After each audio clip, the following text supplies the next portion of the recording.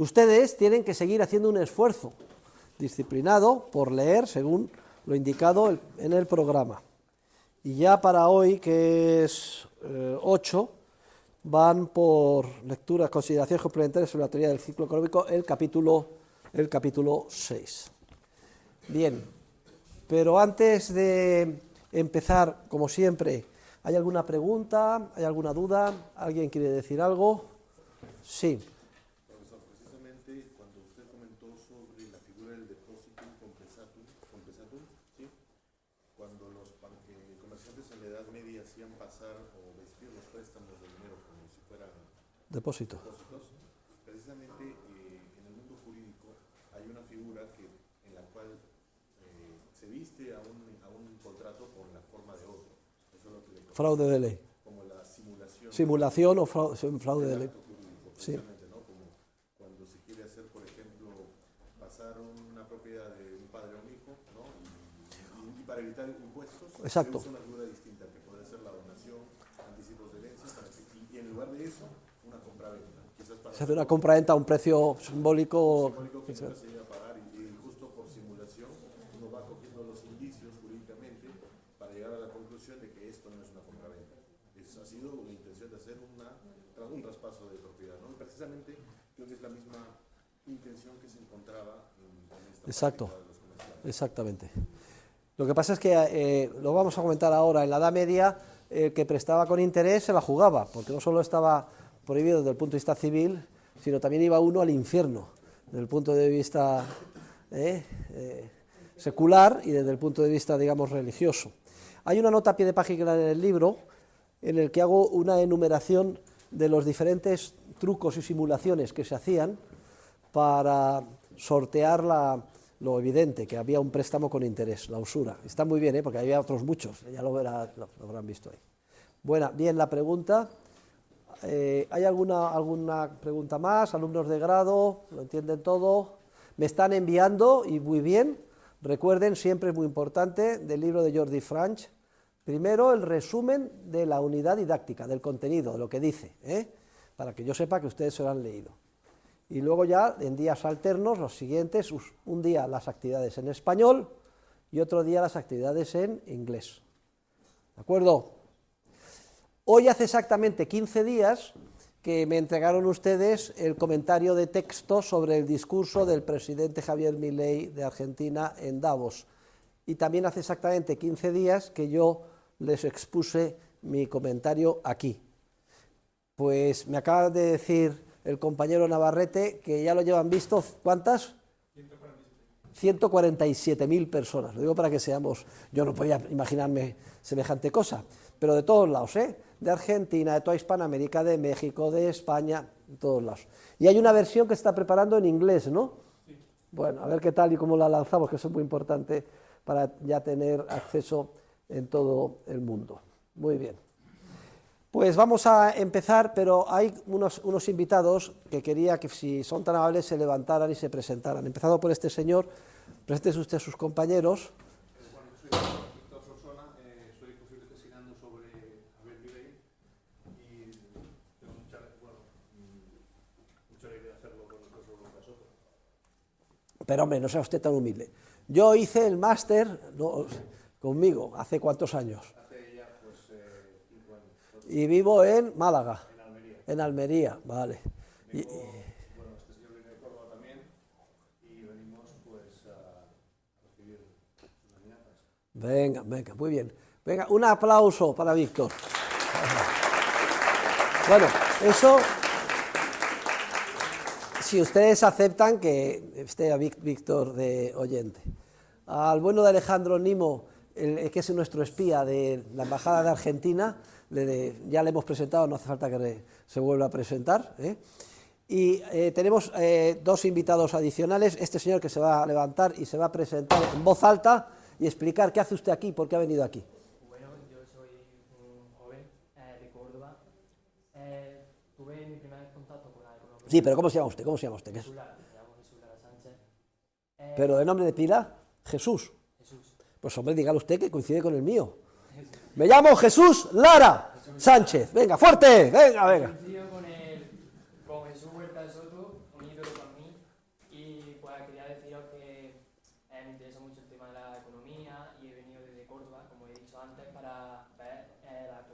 Huerta Soto, que para mí es un magnífico honor. Ah, bueno, un aplauso para Jesús, que tiene...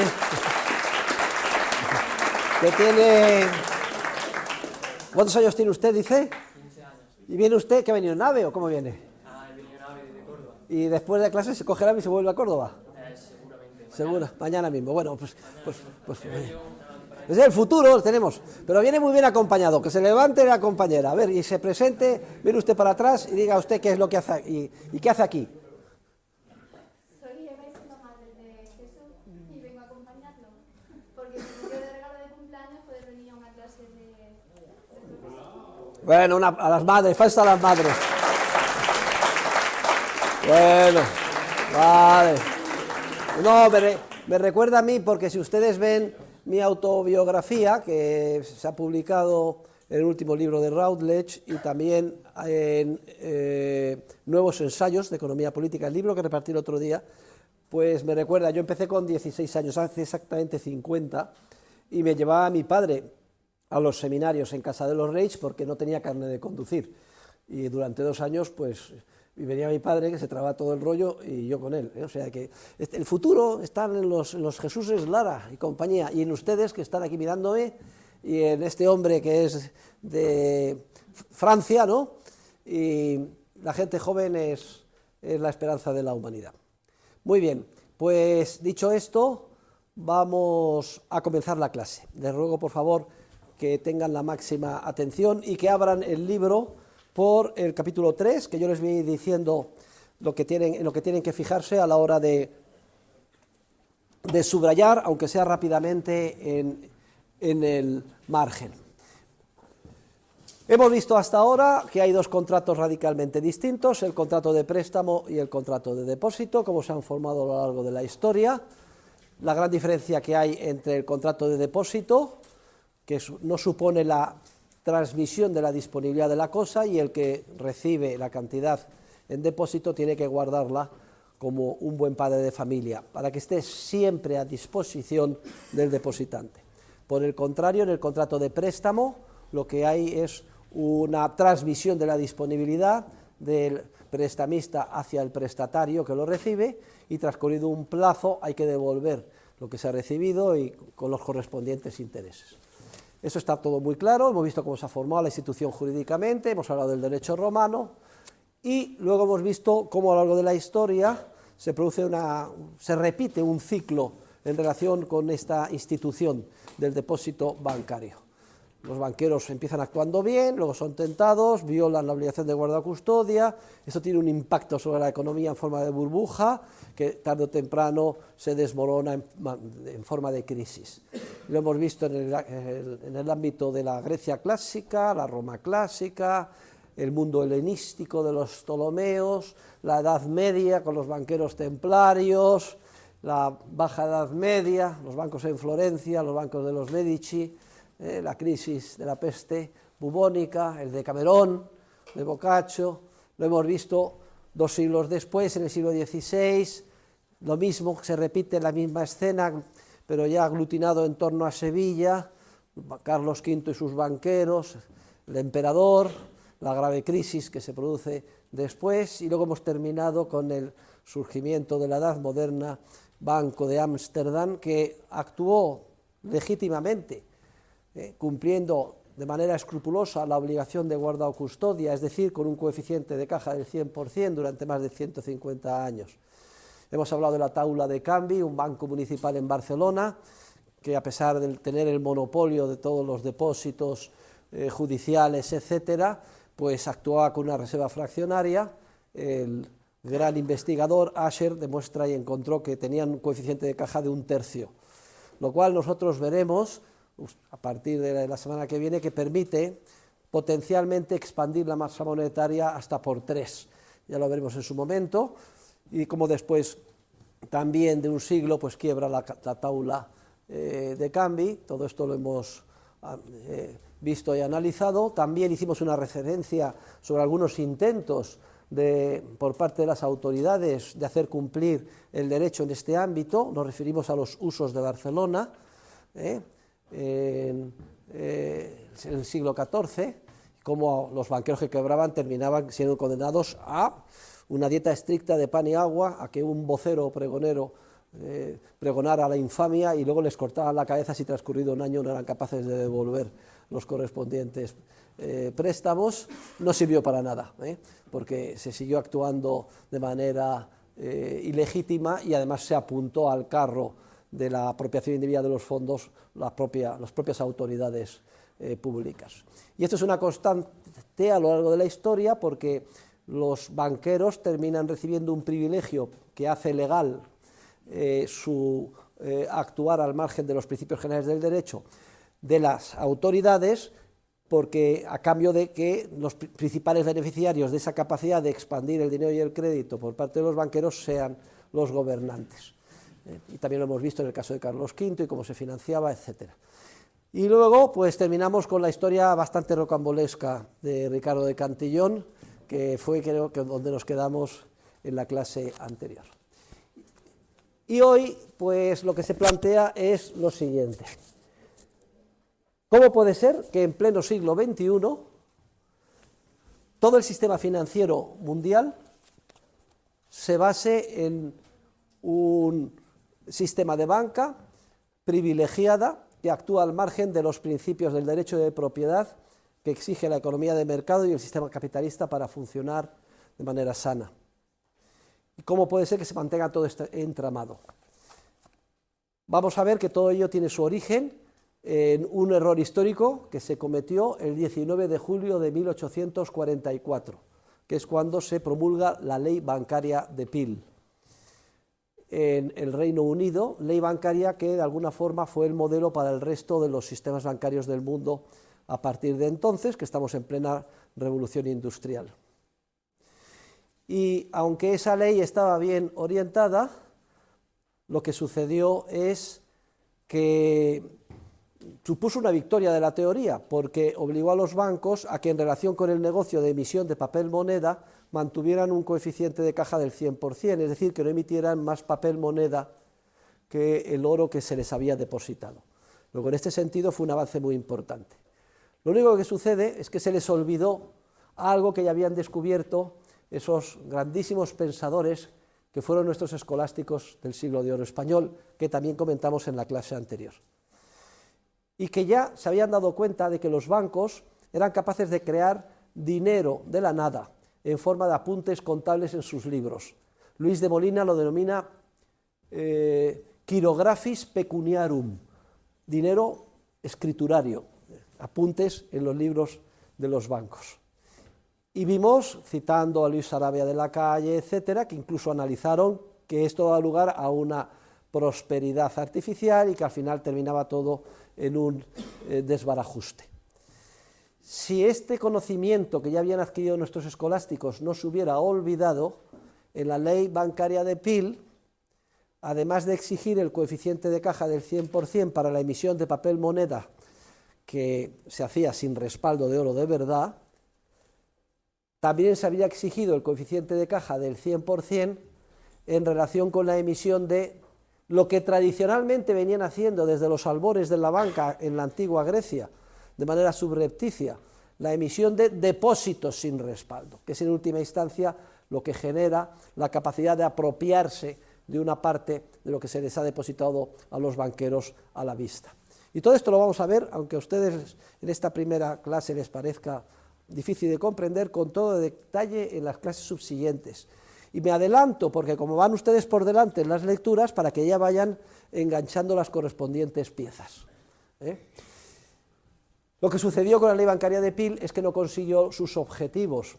Los bancos dejaron de emitir papel moneda sin respaldo de oro al 100%, pero lo que hicieron fue redirigir su actividad de la emisión de papel moneda a la emisión de depósitos sin respaldo. Y entonces se reprodujeron los ciclos de burbuja especulativa, crisis financiera y recesión económica, etc. Y la ley quedó completamente desprestigiada. Es más, los banqueros privados, como eran conscientes de que regularmente venían mal dadas, fueron ellos los que pidieron que se creara algo, una tabla de salvación, un prestamista de última instancia que estuviera ahí para sacarle las castañas del fuego en los momentos de apuro. y así es como se crea el Banco Central, con la finalidad de salvar a los banqueros cuando viene la situación inevitable recesiva después de la burbuja. Pero claro, para salvar a los banqueros, los bancos centrales tienen que ser capaces de crear toda la liquidez que sea precisa, y esto no se puede hacer con oro. Luego vean la lógica de los acontecimientos. El paso siguiente fue la introducción de leyes de curso forzoso o legal que obligaban a todos los ciudadanos y empresas a aceptar como medio liberatorio de pago el papel moneda. En Inglaterra eran las libras en papel, en pocas palabras. Y así se convierten los banqueros centrales en los directores de orquesta. Para que ustedes se lo imaginen, un símil muy claro, esto es como si fuera una orquesta, un director de orquesta y los músicos. Los músicos son los banqueros que actúan con coeficiente de reserva fraccionaria, no van a la cárcel porque ellos, y solo ellos, han obtenido un privilegio para poder violar la obligación de guarda o custodia. Si fueran depositarios de cualquier otro bien fungible, como ya sabemos, trigo, aceite, etcétera, irían a la cárcel 4 años. Bueno, pues los músicos son los banqueros privados y el que orquesta todo el proceso de expansión crediticia son los bancos centrales. Y hay una simbiosis entre gobernantes, bancos centrales y banqueros privados, porque, repito, los principales beneficiarios del inmenso poder de creación de dinero de una banca que actúa al margen de los principios generales del derecho, con un coeficiente de reserva fraccionaria, los principales beneficiarios son los gobernantes, que pueden financiarse de manera mucho más fácil para comprar votos, dar subsidios, conseguir favores políticos o simplemente financiar guerras, es lo que hemos observado en el siglo pasado, a través de este sistema. Y así hemos llegado hasta hoy. Es increíble que ya en la tercera década del siglo XXI la humanidad sufra de un sistema financiero completamente inestable, mal dirigido por unos bancos centrales que no deberían de existir y además fundamentado en una banca que actúa privilegiadamente al margen de los principios generales del derecho. Es increíble. Pero ¿qué es lo que planteo en el tema 3, en el capítulo 3 del libro? Y que me da pie esta introducción. Hombre, el hecho de que los banqueros estén haciendo esto, entenderán ustedes que hayan dedicado un gran esfuerzo a tratar de vestirse con un ropaje de legitimidad a lo que vienen haciendo, porque es una cosa tan burda y tan obvia, aunque a ellos les interesa mantener oculto, que la ciudadanía no se entere, que no sea consciente los ciudadanos de la capacidad que tienen de crear dinero. Parece que hay un halo de misterio en todo lo que rodea a la banca. Los banqueros son muy poderosos y los banqueros centrales, que son los que orquestan todo el proceso de expansión crediticia artificial, todavía más.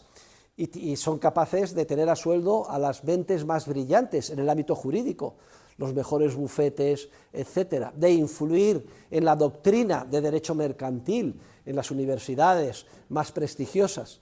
Entonces no nos debe de extrañar que a lo largo de todo este periodo, de los siglos pasados, hayan hecho intentos de legitimar desde el punto de vista jurídico lo que vienen haciendo. Y eso es a lo que vamos a dedicar la clase de hoy, siguiendo lo que decimos en el capítulo 3. ¿Cuáles son los intentos de fundamentación jurídica de la banca con reserva fraccionaria? Porque verán ustedes en el libro que tanto en el ámbito jurídico, ético, como en el ámbito de teoría económica, también explicamos y con gran detalle los posicionamientos doctrinales contrarios a los que estamos explicando en clase.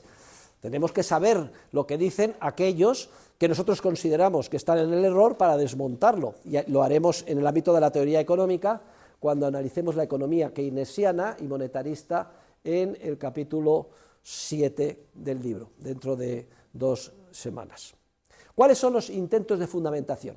Bueno, pues básicamente en el capítulo 3 se presentan 2 intentos de fundamentación que se han generalizado. El primero es siempre con la finalidad de vestir con un ropaje de respetabilidad jurídica a lo que vienen haciendo, que es una monstruosidad. Lo primero es el identificar el contrato de depósito con el contrato de préstamo. Esta es la solución ideal para el banquero. porque cuando cierra el contrato, cuando nosotros abrimos una cuenta corriente en un banco, firmamos un contrato y ahí no queda bien claro qué es ese contrato. Nosotros hacemos el contrato pensando que estamos depositando el dinero a la vista, y de hecho es así. En cualquier momento que queramos podemos ir a retirarlo, o utilizando nuestra tarjeta de crédito o cualquier medio de pago electrónico, en cualquier momento con cargo a nuestra cuenta corriente pagar. Nosotros, por tanto, depositamos el dinero como si fuera un depósito.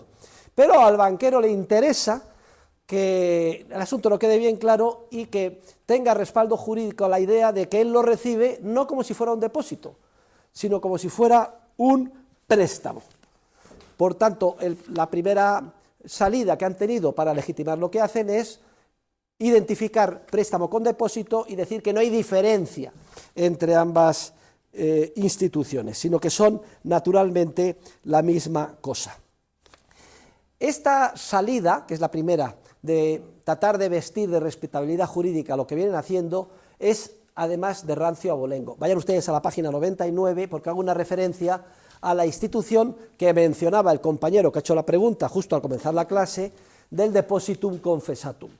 Y es que como en la Edad Media el que osaba participar de una operación de préstamo, bueno, pues poco menos que le cortaban la mano a la cabeza y además iba al infierno, y no puede funcionar una sociedad sin el préstamo, que es imprescindible, intercambio de bienes presentes a cambio de bienes futuros con tipo de interés, porque es lo que financia la inversión, pues no se puede poner puertas al campo, y se buscaron múltiples subterfugios para tratar de evitar estas tan terribles penas, y una de las cuales fue la institución tantas veces mencionada del depositum confessatum, o el depósito confeso, que ya saben lo que es. Se ponían de acuerdo el prestamista y prestatario reales y decir, no, vamos a manifestar ante notario oficialmente que esto es un depósito, yo te hago un depósito y luego, dentro de un año voy a pedir la retirada y tú vas a declararte en mora temporalmente, y entonces te condenarán, pero no como pago de intereses, sino como sanción penal a pagar unos intereses. Y así es como a lo largo de la Edad Media, pues no hay préstamos, sino que todos son depósitos. Esto explica que siglo tras siglo, al final, la doctrina, los que participaban en el tráfico mercantil, etcétera, cuando oían hablar de un depósito, todo el mundo lo identificaba con el préstamo, que es en última instancia la inmensa mayoría de los depósitos, digamos que lo que hacían era servir de vestimenta a préstamos, y se identifica el depósito con el préstamo, y esto le viene de maravilla a los banqueros, porque es justo lo que ellos necesitan, que la ciudadanía, de manera incauta, ingenua, siga depositando su dinero pensando que es un depósito, pero como no hay distinción entre depósito y préstamo, yo al recibirlo actúo como si fuera un préstamo y por tanto me puedo apropiar de la parte más importante de ese dinero depositado como me dé a mí la gana. Y esto, digamos, que es el fundamento, los cimientos doctrinales de esta primera solución. Y fíjense la importancia que tiene esta confusión, que termina afectando a la jurisprudencia en el mundo anglosajón. El derecho de tradición continental europea es un derecho básicamente doctrinal, también jurisprudencial, pero en menor medida. Es un derecho evolutivo y consuetudinario que se va formando a lo largo de la historia, y los juristas, como ya explicamos en la Roma clásica, van descubriendo los principios ontológicos que informan el comportamiento entre los seres humanos. Y solo muy tardíamente en la historia se recoge por escrito, es el caso del Corpus Juris Civilis.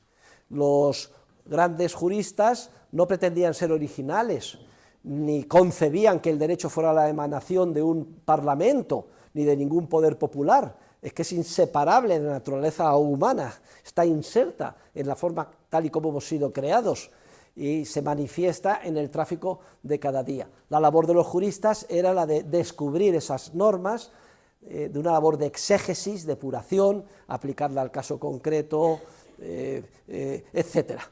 Y esta es la tradición continental europea, porque el derecho romano es el que al final termina influyendo en los diferentes sistemas de derecho civil de Europa. Esto del código napoleónico, de que Napoleón era muy... ¿Quién ha visto la película Napoleón? La última, ¿han visto? Bueno, que era muy listo y dictó el derecho, que no dictó nada. Si cogen ustedes el código napoleónico es el Corpus Juris Civilis adaptado en versión francesa, y del código napoleónico viene el Código Civil español, el código italiano, etcétera.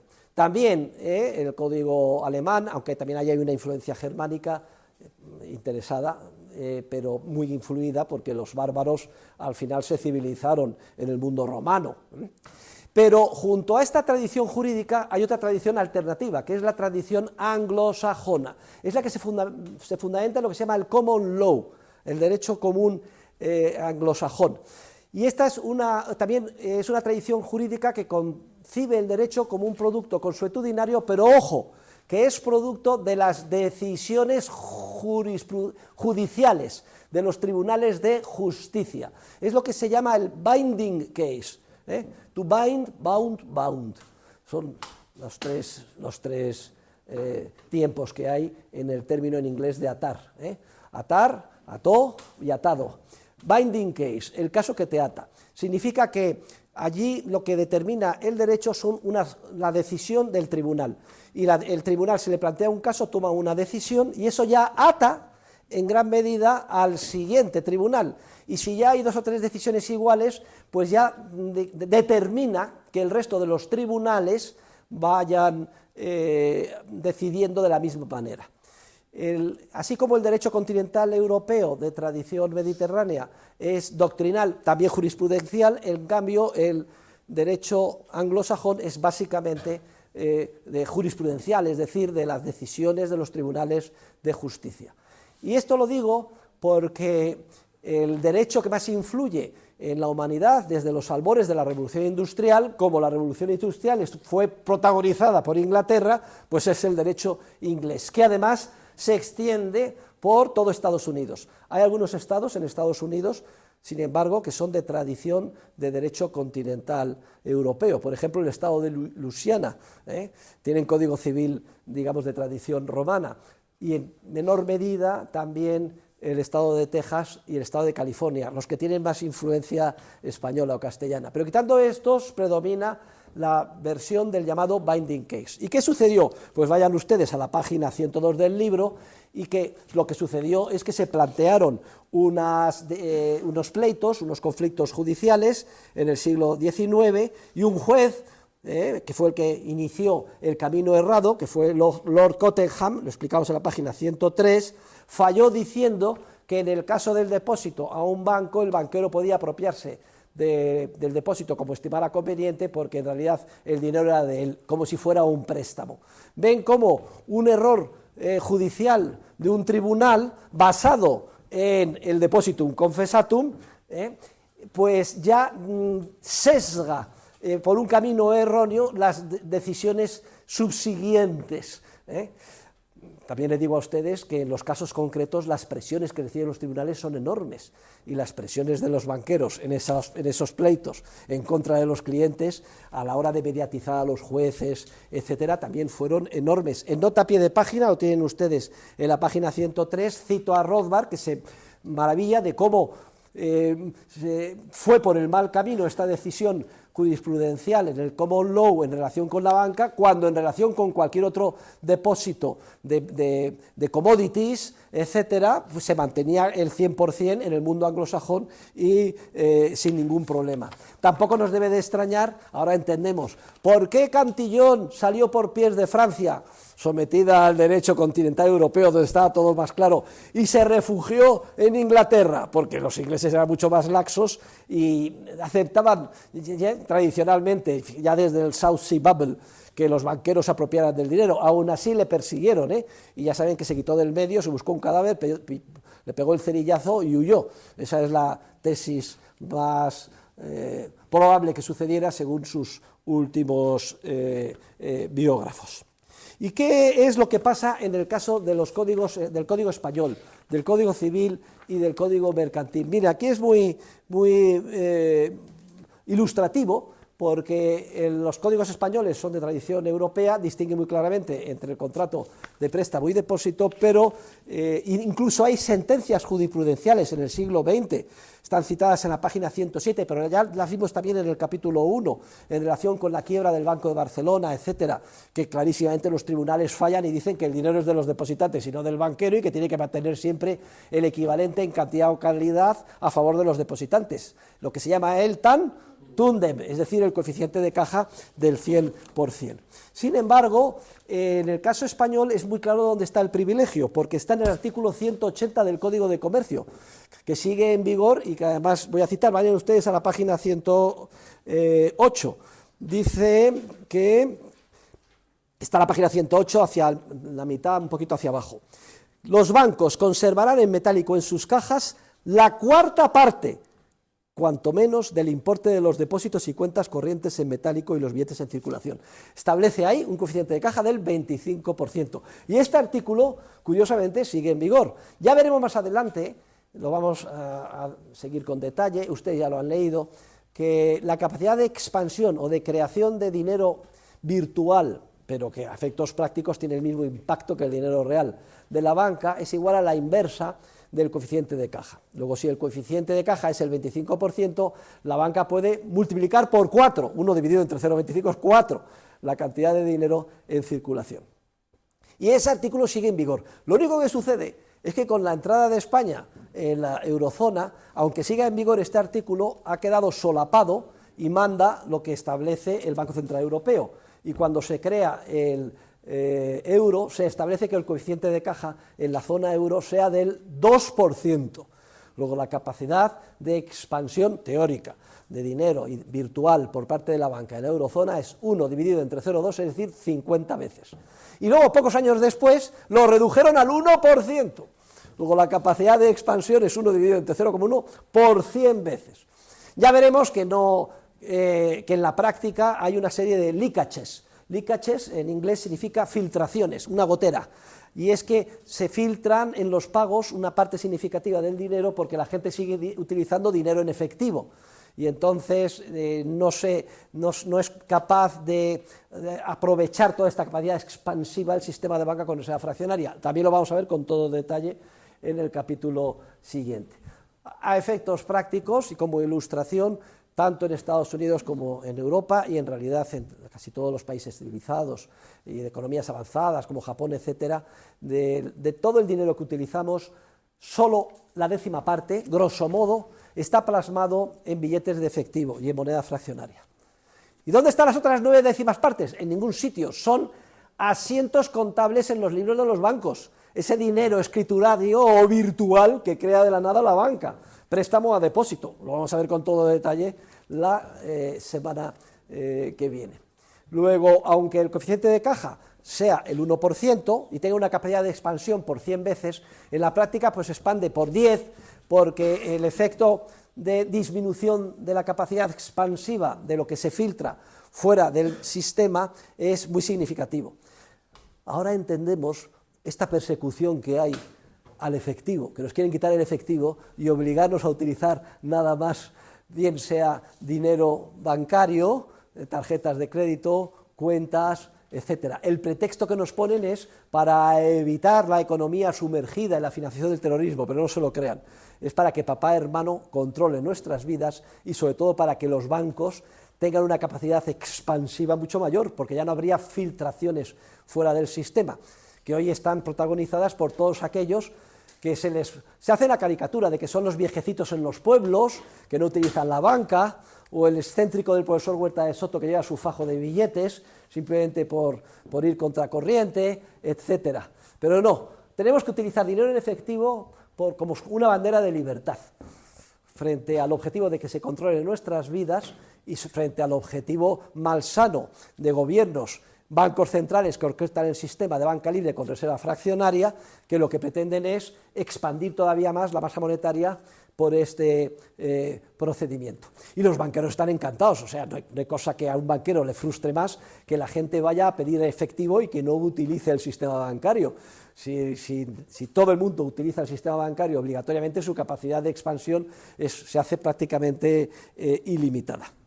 Pues ahí tienen la excepción clarísima en el artículo 180 del Código de Comercio. Y ahora, a partir de la página 109, lo que hacemos es una recapitulación, que es cantar y coser. ¿Cuáles son las razones, desde el punto de vista jurídico, que hacen imposible la identificación del contrato de depósito con el contrato de préstamo? Y no me voy a entretener en ellas. Además, lo vamos a ver recapitulado ahora enseguida en el cuadro final que cierra, a modo de recapitulación, este tema. Pero ya sabemos que la causa del contrato, este es un término jurídico que los que son juristas lo entienden, es la razón que lleva a las partes a cerrar el contrato. La causa o motivación del contrato es radicalmente distinta. En el contrato de depósito la causa es que yo entrego la cosa para su guarda o custodia, pero no la disponibilidad, que siempre queda a mi disposición. Mientras que la causa en el contrato de préstamo es radicalmente distinta. Me desprendo de la disponibilidad durante un plazo a cambio de un tipo de interés. No se pueden mezclar dos contratos y decir que son idénticos si sus causas son incompatibles. Es como querer mezclar el agua con el aceite. Hay una serie de disquisiciones sobre la concepción subjetivista de la escuela austriaca, que viene como anillo al dedo para entender esta diferencia, lo que a causa se refiere, etc. Lo que sí es cierto, y lo vamos a ver con todo detalle, es que si yo entrego, esta es la idea esencial, que se va a repetir una y otra vez, si yo tengo este dinero debajo de la almohada, o en mi bolsillo, o en mi caja pequeña fuerte en casa, nadie dudará que este dinero forma parte de mis saldos de tesorería, no hay ninguna duda. Bien, si yo por razones de seguridad o las que sean voy y se la deposito a un depositario profesional que se llama banco y me abre una cuenta corriente, aquí hay 40, lo he contado, 400 euros. Bueno, pues me abre mi cuenta corriente, yo tengo 400 euros y puedo pagar en cualquier momento, es un depósito a la vista. Nadie dudará que una vez que está el dinero en el banco, forma parte esos 400 euros de mis saldos de tesorería, nadie lo duda. Pero fíjense, si se confunden ambas instituciones, por el error del depositum confessatum, todo lo que hemos visto, y el banquero se apropia de 360 euros, el 90%, y se los presta a este señor, 360 euros, aquí los tiene usted. Nadie dudará que esos 360 euros que recibe la empresa que ha pedido el préstamo al banco, forman parte de los saldos de tesorería del banco. No hay ninguna duda, ¿no? Es obvio. Pero fíjense ustedes, de la nada. ¿Qué ha pasado con la masa monetaria global en la sociedad? De la nada. Yo sigo teniendo 400 euros a mi disposición y él tiene 360. 760. Pero si solo hay 400, ¿cómo se pueden tener 360? Pero los tiene perfectamente, en forma de apuntes contables, y puede pagar y hacer lo que quiera. La confusión entre ambos contratos lleva a que se cree de la nada una parte muy importante de nueva masa monetaria. Pero no para el asunto ahí, no voy a adelantar acontecimientos, es que este señor que paga, que recibe el préstamo, a su vez paga a otros, que a su vez pueden depositar en otros bancos, y continúa las iteraciones de qué expansión monetaria. Los banqueros todo esto les interesa que la gente no se entere, porque es una cosa tan burda. Entonces han inventado otras teorías. Dicen, bueno, pues aunque sea de acuerdo, causas incompatibles, me invento una teoría. El acuerdo tácito o implícito significa que yo, cuando le deposito el dinero, le deposito a usted el dinero, pero le doy el acuerdo, bien sea explícito o tácito, para que usted se apropie de él. La tesis del acuerdo tácito o implícito tampoco vale, porque es contradictoria en sí misma. Es el caso de Luis Sarabia de la Calle. Yo te deposito a mi hija virtuosa con la obligación de guarda o custodia de su virtud, pero te autorizo, bien sea explícitamente o tácitamente, a que la violes o la prostituyas. ¿No hay alguna contradicción en esto? ¿Qué es esto de que yo te deposito a la vista para que siempre esté a mi disposición, pero te dejo que tú prestes a otros? Hay una contradicción, ¿no? Sarabia de la Calle es agudísimo cuando pone el ejemplo del que entrega la hija virtuosa al lujurioso. Es que es exactamente el mismo. Y esto del acuerdo tácito o implícito, miren, hicimos una encuesta en el Reino Unido, el Cobden Center, y el 90% de los encuestados ingleses no eran conscientes de que habían dado tal acuerdo y pensaban que su dinero estaba a la vista y que podían utilizarlo. Pero aun cuando un 10% haya dado el acuerdo para que se apropien de él, ese acuerdo carece de validez porque es absolutamente contradictorio, no tiene ni pies ni cabeza, es una cosa que es incompatible el hecho de que yo te dé ese acuerdo. La prueba es... Vamos a coger el caso de, a ver, mis alumnos argentinos, ¿dónde están? De Buenos Aires, ¿están aquí? Así me gusta que sea. Hoy tenemos una bancada argentina, se han puesto ustedes ahí con sus representantes diplomáticos. La prueba de que lo del acuerdo, no, es que hoy en día todo el mundo sabe que el dinero que ha depositado lo tiene la banca, sí, todo el mundo sabe, pero ¿qué pasa si de pronto la gente va por su dinero y no hay? Pues lágrimas de cocodrilo. El corralito fue la gente por su dinero masivamente, no estaban los dólares, y la que se organizó una revolución social, veíamos que estaba el otro día el hijo de Duhalde, la gente saqueando literalmente las tiendas, que saben ustedes, bueno, eso fue una tragedia social, ¿eh? Muchos de mis discípulos huyeron de Argentina arruinados, la clase arruinada, una cosa tremenda. ¿Es que habían dado el acuerdo tácito o implícito? Me da lo mismo que le hayan dado, el caso es que luego van a por su dinero y no está. Es que es totalmente incompatible, es que es un sinsentido. Y si yo, además, jurídicamente hago un depósito y usted lo recibe como préstamo, es un error in negotio, eso también otra calificación jurídica. Si las partes se equivocan en cuanto a la naturaleza jurídica que no encaja de lo que están haciendo, el contrato es nulo. Es decir, si yo te entrego la casa pensando que se la estoy alquilando a usted, y usted la recibe pensando que la ha comprado, hay un error pero de raíz, que hace que el contrato sea radicalmente nulo, como también no es nulo cuando son incompatibles las causas, etcétera. Y también es nulo que yo haga un contrato en el que autorice a usted a violar a mi hija, exigiéndole a la vez que se mantenga virgen, es un contrato nulo por imposibilidad. Es como si hago un contrato en el que le vendo la luna. Oiga, pues es que no, uno no puede contratar el autoengaño, una cosa absolutamente contradictoria. Como dice el gran Felipe Clemente de Diego, fue un jurista estupendo, catedrático de Derecho Civil en la Universidad Complutense, que lo califica como una monstruosidad jurídica. Dice que es una institución monstruosa. Y esto que estamos analizándolo aquí es desde la perspectiva estrictamente jurídica, y si quieren ustedes ética, porque el derecho y la ética están íntimamente relacionados. Pero lo que vamos a ver juntos en este curso es qué implicaciones económicas tiene para la vida real de todos y cada uno de nosotros el hecho de que se haya generalizado tal monstruosidad jurídica. Y hay una norma que quiero que se les quede grabada con letras de oro. Siempre, y para que quede bien claro lo voy a repetir por segunda vez, siempre, y para que ya no haya ninguna duda por tercera vez, siempre que se viola un principio general del derecho, de la ética o de la moral, por una vía o por otra se termina pagando en forma de un coste tremendo, humano, tanto para las partes implicadas como para otras muchas inocentes. Y lo que hacemos en el libro es qué efectos económicos y a través de qué manera, y lo vamos a diseccionar desde el punto de vista de la teoría económica paso a paso, se generan efectos negativos que afectan de manera trágica a la sociedad.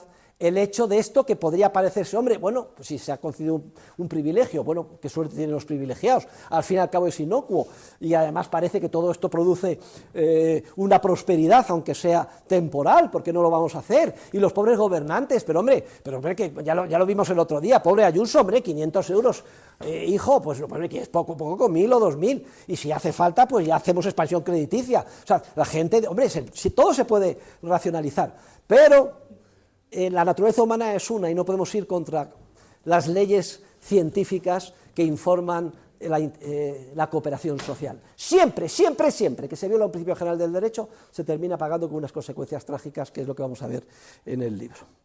Y Felipe Clemente de Diego dice que es que esta institución que confunde o pretende confundir el contrato de depósito con el contrato de préstamo es una monstruosidad, un aborto jurídico. Pues vamos a la segunda posibilidad. Miren, hoy en día, les voy a resumir el estado de la cuestión. Prácticamente la totalidad de la doctrina mercantilista ha aceptado que es imposible esta salida. que una cosa es el contrato de préstamo y otra radicalmente el contrato de depósito. Y entonces han montado otro relato, han montado el segundo intento de dar vestimenta de respetabilidad jurídica al ejercicio de la banca con reserva fraccionaria. Vayan a la página 119, y este segundo intento yo lo califico de salida en falso. Consiste en, bien, reconocemos que el contrato de préstamo es uno, en el que se transfiere la disponibilidad, dura un plazo, transcurrido el plazo tengo que devolver lo que me han prestado con un tipo de interés. Bien. Y otro es el contrato de depósito, en el que yo entrego el dinero con la obligación de guarda o custodia, ¿de acuerdo? Pero no entrego la disponibilidad de la cosa, porque la disponibilidad siempre está a mi favor. Por eso es un sight deposit, o demand deposit, o depósito a la vista. En cualquier momento que yo quiera, forma parte del contrato, puedo retirar mi dinero. Luego, la disponibilidad. El banco siempre tiene que tener la totalidad del dinero recibido, pero no en las unidades específicas, es decir, los mismos billetes con su numeración, sino el equivalente en cantidad o calidad, el TAN, TUNDEM, lo tiene que tener ahí, disponible para que en cuanto el depositante quiera retirarlo, se lo lleve. Pues bien, esta segunda salida en falso lo que hace es redefinir el concepto de disponibilidad. De acuerdo, que es un contrato distinto del de préstamo, pero ojo, ya la disponibilidad no es lo que ha sido siempre, es decir, la disponibilidad, sino que vamos a redefinir la disponibilidad. Yo, de manera jocosa, y siguiendo al tan alabado Luis Sarabia de la Calle, les decía el otro día, pues bien, este es el contrato, ¿no? Entrego a la hija en depósito con la obligación de guarda o custodia para que le guarde la virtud. Bien, pero vamos a redefinir el concepto de guardar la virtud y vamos a redefinir el concepto de virginidad. No es exactamente lo mismo. Y entonces, ¿en qué consiste en redefinir el concepto de disponibilidad? Bueno, pues aquí es una amalgama de cosas, pero básicamente el corazón es que, como los banqueros saben que en circunstancias normales solamente les van a retirar un porcentaje de los depósitos, digamos del 10%, bueno, pues que con el 10%, de acuerdo con la ley de los grandes números, podrán hacer frente a las retiradas normales de dinero.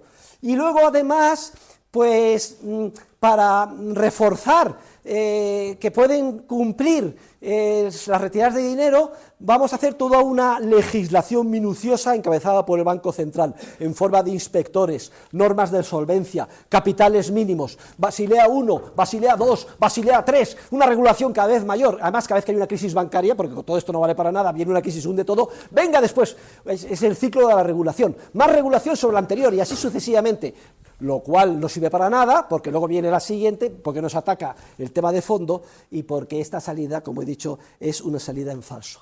Pero la demostración teórica de que es una salida en falso es que este supuesto porcentaje que se puede mantener en el banco para hacer frente a las salidas normales equivale a lo que yo soy actuario matemático, especialista en estadística y econometría y matemática actuarial, es una de mis especializaciones, equivale a tener un seguro, es decir, yo me apropio, pero tengo un seguro, me apropio y para mis negocios particulares como banquero de lo que me ha depositado, pero tengo un seguro, el seguro es el 10% para hacer frente.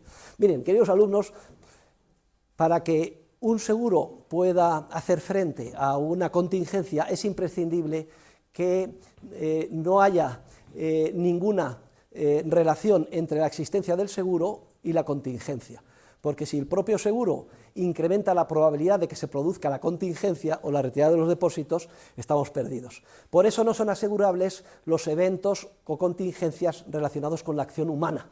Por eso no puede haber un seguro de matrimonio, ni un seguro al Real Madrid si pierde, ni un seguro de ruina, ni vale el seguro del 10% para la banca, porque la propia existencia del seguro sesga el comportamiento humano, incrementando enormemente la probabilidad de que se produzca la contingencia.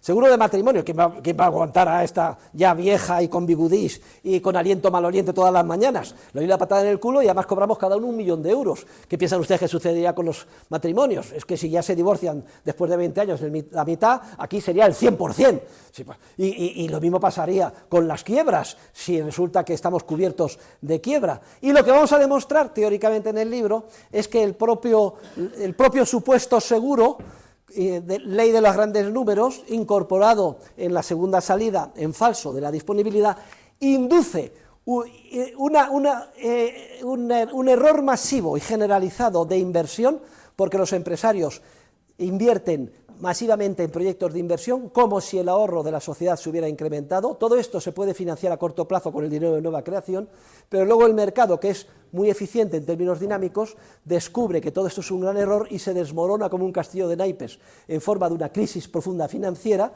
Se descubre que gran parte de los préstamos concedidos no se van a devolver, se demuestra que todos los bancos son insolventes, la gente en ese pánico va por su dinero y quiebra y se desmorona todo el sistema. Si es que no existe un prestamista de última instancia. Luego, no vale el 10% porque la propia existencia de ese supuesto seguro incrementa la probabilidad de que, hace seguro, cierto, de que haya retiradas masivas y que la banca se vea imposibilitada de incumplir, de cumplir sus obligaciones y termine incumpliendo. Y prueba de todo ello es que siempre que ha habido banca con reserva fraccionaria y no existía prestamista de última instancia, la mortalidad ha sido absoluta, es decir, la pandemia han muerto todos. Les decía el otro día el ejemplo de Bogart en su libro Bancos y banqueros en la antigua Grecia. Se han estudiado todos los archivos y de 169 bancos que había en Venecia, hay la demostración documental de que habían quebrado 96. El resto no es que no hubiera quebrado. Cuando venían estas crisis que hemos comentado siguiendo los trabajos de Carlo María Cipolla, es que no se han encontrado los documentos que certificaban que habían quebrado. Pero, por ejemplo, Ramón Carande, en Carlos V y sus banqueros, tiene la relación de todos los banqueros quebrados en Sevilla, cuando venía, entonces no había prestamista de última instancia, ¿no? El mero hecho de que exija que haya un prestamista de última instancia, que en ningún otro sector sucede esto, o sea, en ningún otro sector hay una mortalidad generalizada de todos los zapateros, hombre, no, o de todos los agricultores, hombre, pues a lo mejor por culpa de la PAC y de las medidas grandiosas de medio ambiente, pues a lo mejor sí ahora, no, sino que unos sobreviven, otros no, otros tienen éxito, otros no, pero eso de que mueran el 100% no sucede. Ninguno necesita un prestamista de última instancia. Prestamista de última instancia de los camiseros, pero aquellos camiseros no, solamente la banca, es la prueba, el algodón no engaña, ¿se acuerdan de ese anuncio? La prueba del ácido, ¿no?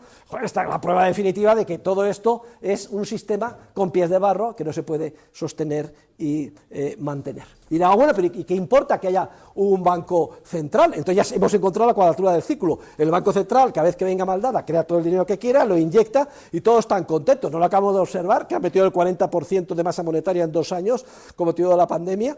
Sí, se podrá salvar a la banca, pero ojo, ¿a qué coste? Porque ¿qué es lo que ha pasado con nuestras unidades monetarias y su poder adquisitivo en los últimos 3 años? Que el 20%, entre el 20 y el 25, nos lo han birlado, una inflación cuando el objetivo era el 2% al año.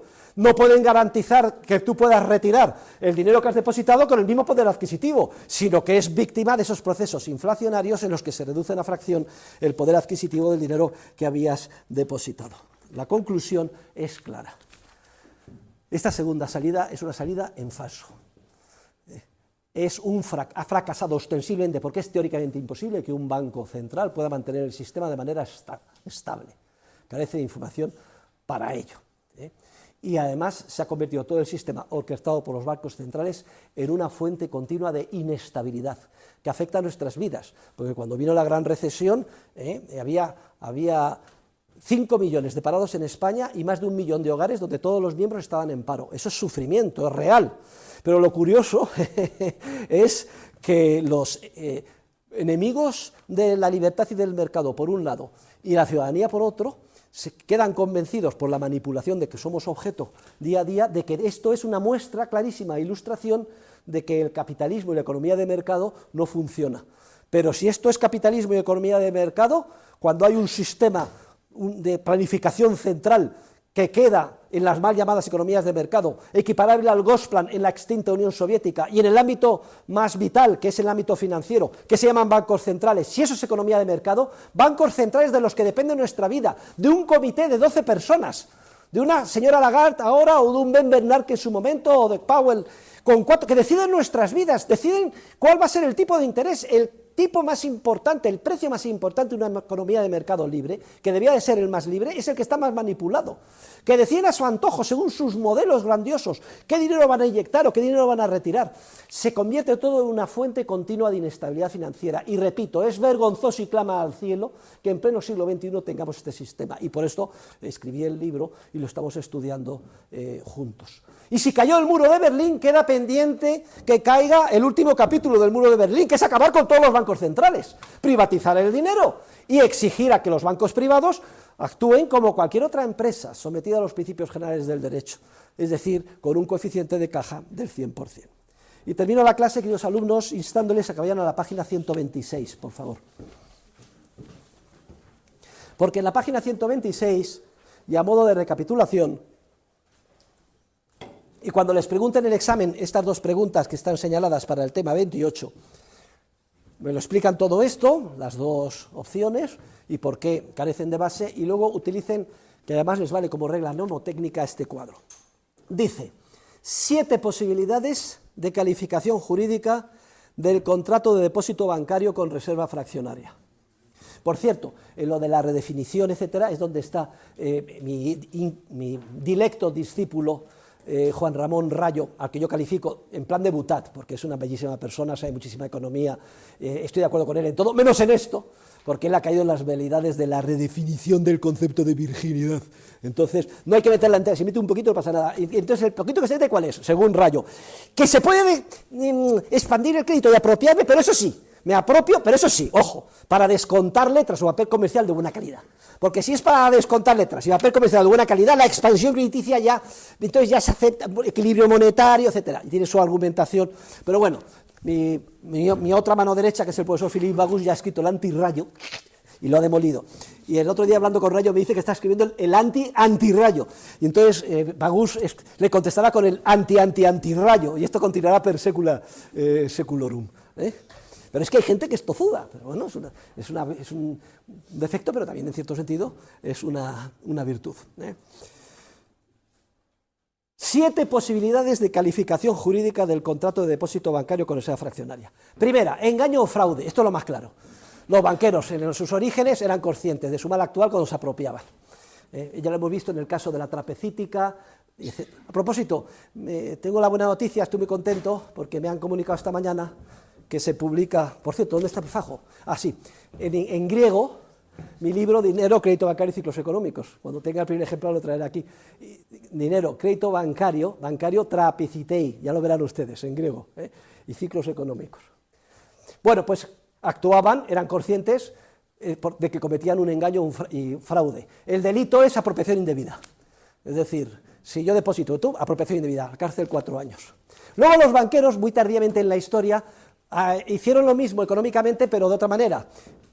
Cuando depositaban oro, hacían un certificado, vale por tanto oro que he depositado, daban un papel. Aquí los tengo, los ejemplos de papeles, que además lo dicen literalmente. Bien. Y luego se les ocurrió la idea, dice, oye, esto es cojonudo. Resulta que la gente se acostumbra a utilizar el papel y no viene a por el oro. ¿Por qué no emito más papeles que oro? Y entonces empezaron no solo a apropiarse del dinero depositado a la vista, sino a emitir papel moneda sin respaldo, que es lo que impidió la ley de Peel, olvidándose en exigir el 100% también para los depósitos. Cuando se hace esto, se comete un delito de falsificación en documento público y estafa. Desde el punto de vista jurídico son distintos, aunque económicamente es exactamente la misma cosa. La apropiación es apropiarse del depósito es delito de apropiación indebida, y emitir más papel moneda que el oro depositado, más certificados que el oro depositado, es falsificación en documento, porque es un documento que no responde a dinero de verdad, y estafa. Esas son las calificaciones jurídicas correspondientes. Lo digo para los que están aquí. Punto número 2. Bien, supongamos que no hay engaño. No, aquí no hay engaño, pero hay un error en el negocio. Yo te doy la casa como si fuera un alquiler y tú la recibes como si fuera un préstamo. Yo te entrego el dinero como si fuera un depósito y tú de buena fe lo recibes como si fuera un préstamo. Cuando hay un error en el negocio, el contrato también es nulo de pleno derecho. Punto número 3. No hay error en el negocio. Cada uno sabe lo que hace y lo acepta. Pero como la causa es incompatible, no se puede mezclar el agua con el aceite, también el contrato es nulo. Es que es absurdo que te entregue a mi hija para que tú guardes, custodies su virginidad y además yo te autorice y tú vayas a violarla. Es que es absurdo. Al ser incompatibles las causas, el contrato también es nulo. Bien. Punto número 4. Aun cuando pudiera pensarse que pueden compatibilizarse las causas, porque vamos a redefinir el concepto de disponibilidad y forzar las cosas, el contrato también es nulo porque es de imposible cumplimiento. Es imposible que tú en todo momento me devuelvas el dinero si resulta que se lo has prestado a otro. Y un contrato de imposible cumplimiento también es nulo. Y la prueba de que es de imposible cumplimiento es que no puede funcionar sin haber un prestamista de última instancia. ¿Y por qué existen? Los bancos centrales surgen única y exclusivamente como consecuencia de que los gobernantes dieron un privilegio para que los banqueros actuaran con reserva fraccionaria. Argumento subsidiario, que también ha estudiado la doctrina. Bueno, eso de que es imposible cumplimiento, la gente va por su dinero. A ver, ¿quién ha visto Mary Poppins? Me parece que la gente joven ya de grado ya no ve Mary Poppins, porque eso le parece a ustedes que es una cosa ya de dinosaurios. ¿Usted ha visto Mary Poppins? Bueno, pues en Mary Poppins están los dos niños pequeños que van al banco y el banquero, que es Dick Van Dyke, muy divertido, que es el que cuando se ríe se va al techo y tal, pues les quiere convencer como un buen judío de que le den los dos pennies. Y al final no está muy contento, los niños cogen los pennies y salen corriendo, y al salir corriendo, pues resulta que se corre la voz que este banco no paga, y hay lo que se llama un run, una corrida bancaria. Va la gente por su dinero, tiene un follón ahí, se organiza, de hecho despiden al padre, ¿no? Mr. Banks, creo que se llamaba. Entonces, es que verlo, es que en el cine es como se aprende teoría económica, ¿vale? Bueno, pues el que tiene la suerte de ponerse en la ventanilla y que hasta el 10% puede cobrar, y los que están detrás no cobran, entonces se convierte en un contrato aleatorio, es el argumento subsidiario que también se ha utilizado, es como si fuera una lotería, unos cobran y otros no cobran. El contrato, punto número 6, se practica en base a un mandato administrativo, un privilegio y gracias al apoyo de un banco central. Pero claro, para que el banco central pueda apoyar, tiene que ser capaz de crear toda la cantidad de dinero que quiera, para lo cual tiene que nacionalizar el dinero, expropiarnos el oro y sustituirlo por papel moneda. Si no, ¿cómo va a crear dinero y dárselo a los bancos? No puede crear de la nada oro y dárselo a los bancos. Por eso nos han expropiado el oro, entre otras cosas. Y por último, el contrato es nulo de pleno derecho porque es un contrato que produce gravísimos perjuicios a terceros, que son las grandes crisis económicas agravadas por los bancos centrales, que siguen afectando al mundo mal llamado de economías de mercado, mundo occidental. Con esto terminamos nuestras consideraciones de tipo jurídico. Pónganse al día en las lecturas, pónganse al día en los trabajos y en los deberes, y la semana que viene vamos a ver ya con detalle de qué manera concreta se crea de la nada por la banca que actúa con reserva fraccionaria nueva capacidad de pago. Muchas gracias a todos. Por favor, entréguenme la lista de asistentes.